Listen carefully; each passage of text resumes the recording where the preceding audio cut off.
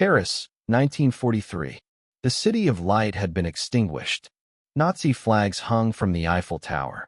The Gestapo patrolled every corner. Every neighbor could be a potential informant. A wrong word could mean death.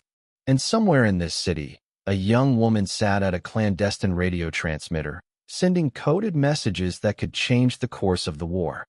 She was soft-spoken, trained in music, raised in a philosophy of nonviolence.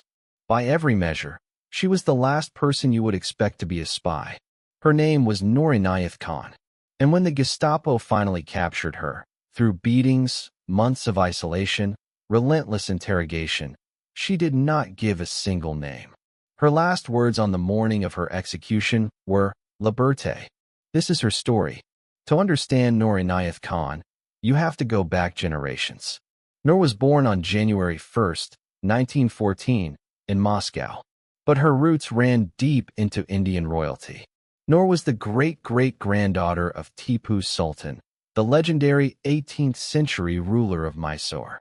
Tipu Sultan fought heroically against British colonialism and lost his life in 1799 defending his kingdom. He is remembered in Indian history as a symbol of resistance against foreign domination. This legacy would shape Noor's own life with a profound sense of irony. Her father, Hazrat Inayat Khan, was a renowned Sufi musician and spiritual teacher who carried the Sufi message from India to the West. He traveled Europe and America, teaching that music was the gateway to the divine and that all religions were different reflections of the same truth. Her mother, Ora Ray Baker, was an American from Albuquerque, New Mexico. This made Noor one of the most cosmopolitan figures of her era: Indian, American, European, and deeply spiritual. The family settled in Chourisens, near Paris. Noor grew up in a home saturated with music, philosophy, and Sufi values, compassion, truth, and devotion to service. Noor was a gifted musician. She played the veena, the classical Indian string instrument, and the harp. She studied child psychology at the Sorbonne and wrote stories and poetry. In 1939, she published a collection of children's stories based on the Jataka tales, the ancient Buddhist fables about the previous lives of the Buddha. The book was met with great acclaim. By every measure, Noor was a gentle intellectual, an artist, a storyteller, a pacifist. Then the war came. In May 1940, Nazi Germany launched a devastating blitzkrieg through the Low Countries and into France. The French army collapsed with shocking speed. On June 14, 1940, German forces marched into Paris. Since her father had died in 1927, the Inayat Khan family was now led by Noor and her siblings. They fled south alongside millions of other refugees and eventually reached England. There, Noor came face to face with a profound inner conflict. She had been raised in the Sufi tradition, which held nonviolence, ahimsa, as a sacred principle. How could a woman of peace take up arms, or worse, engage in espionage and deception? But Noor had also grown up hearing stories of Tipu Sultan's resistance. She had watched her beloved France fall to fascism, and she had come to understand that some evils demand active opposition. She made her decision. In November 1940, Noor enlisted in the Women's Auxiliary Air Force, WAF, as an aircraft woman. She trained as a wireless operator, a skill that would both define her fate and ultimately cost her life. Her instructors noticed something unusual about her. She was one of the fastest and most accurate wireless operators they had ever trained. She could transmit and receive Morse code with extraordinary speed and precision. The British Special Operations Executive, SOE, was watching. The Special Operations Executive was one of the most extraordinary intelligence organizations in history. Founded in July 1940 on direct orders from Winston Churchill, its mission was breathtakingly simple, yet impossibly dangerous: set Europe ablaze. SOE agents were parachuted into occupied countries to build resistance networks, sabotage German operations, and carry out assassinations of key targets. And most critically, to maintain radio communications with London. This last task was perhaps the most dangerous of all. A wireless operator had to set up a radio transmitter, encode messages in cipher, broadcast at prearranged times, then dismantle and hide the equipment, all while Gestapo's signal detection vehicles prowled the streets, triangulating sources. The average life expectancy of an SOE wireless operator in Nazi-occupied France was estimated at 6 weeks. The SOE informed Noor of all these risks when they recruited her in early 1943. SOE trainers had mixed assessments of Noor. Some described her as too gentle, not suitable for field work, or even emotionally unstable. One instructor wrote in a report that she was not overburdened with brains. But her wireless skills were undeniable, and France desperately needed operators. The Prosper network, the SOE's main circuit in Paris, had been devastated by German infiltration. Agents were being arrested in waves. London needed someone in the field. Noor was given the code name Madeline and a cover identity as Jean-Marie Renier, a children's nurse. On the night of June 16 to 17, 1943, she flew from RAF Tangmere aboard a Lysander aircraft and landed in occupied France. Weeks after Noor's arrival, disaster struck. In late June 1943, the Gestapo launched a massive crackdown on the Prosper network.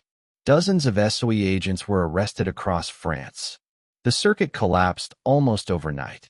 London sent Noor an emergency recall. "Come home. It's too dangerous." Noor refused. In her response to London, she explained that she was now the only remaining wireless operator in Paris. If she left, the entire French resistance in the region would lose its link to Britain. She would stay? For the next 3.5 months, Noor worked virtually alone in one of the most heavily surveilled cities in the world. She was constantly on the move, changing safe houses, varying her transmission times, concealing her equipment. To avoid detection, she sometimes transmitted from parks, rooftops, or the back rooms of sympathetic shopkeepers. She was doing the work of 6 operators single-handedly, maintaining contact with London, relaying intelligence, coordinating supply drops for resistance fighters. The Gestapo was hunting her aggressively. They had her description. They were using direction-finding equipment to close in on her signals. And yet she kept transmitting. By October 1943, she had been in the field for nearly 4 months, already far beyond the average survival time for wireless operators. Then she was betrayed. The identity of the betrayer was debated among historians for a long time. One of the most credible theories pointed to Renée Gary, the sister of an SOE officer who may have been motivated by jealousy. Another suspect was Henri Dericourt, an SOE Air Movements officer later suspected of working as a double agent for the SD, the Nazi intelligence service. Whoever it was, in early October 1943, the Gestapo came for Noor. When Gestapo officers arrived to arrest her, Noor did not go quietly. According to multiple accounts, she resisted physically, scratching, biting, struggling. It took several officers to subdue her. She was taken to 84 Avenue Foch, the Gestapo's Paris headquarters, known to resistance members as the Avenue of Horror. Here, Gestapo counterintelligence specialists attempted to break captured SOE agents through a combination of psychological manipulation, sleep deprivation, and physical abuse. They tried everything with Noor. They had seized her codes and her radio. German intelligence immediately saw an opportunity. They could play back the radio, impersonate her to London, and feed the British false intelligence. This technique was known as the Funkspiel, or radio game. But Noor had been trained in a security protocol called the security check.